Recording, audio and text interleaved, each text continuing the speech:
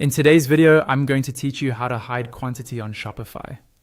We'll walk through this step by step right inside your Shopify admin so you can remove the quantity selector from your product page and keep your buying experience clean and simple.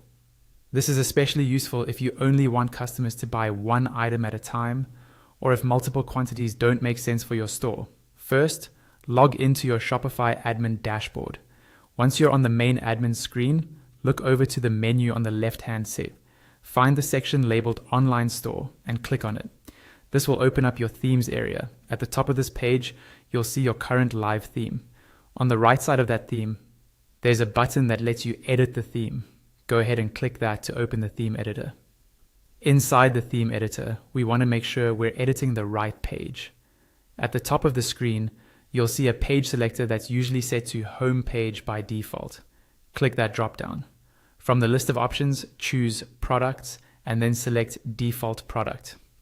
This tells Shopify that we want to adjust the layout for your standard product page, where the quantity selector usually appears. Once the default product page loads, look to the left panel where all your sections and blocks are listed. Find the section that contains your product information.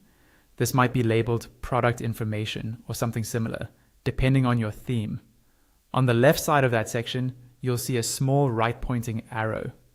Click that arrow to expand the section and reveal the blocks underneath it.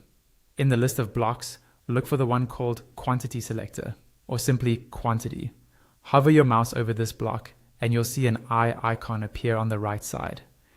Click the eye icon to hide this block.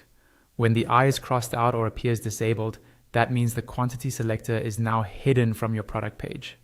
Now, look at the live preview on the right side of the screen. You should see that the quantity field is no longer visible on the product page. Take a moment to scroll and double check that everything looks the way you want. Finally, go to the top right corner of the theme editor and click Save. This will apply your change to your store. Once saved, your customers will no longer see the quantity option when viewing your product pages.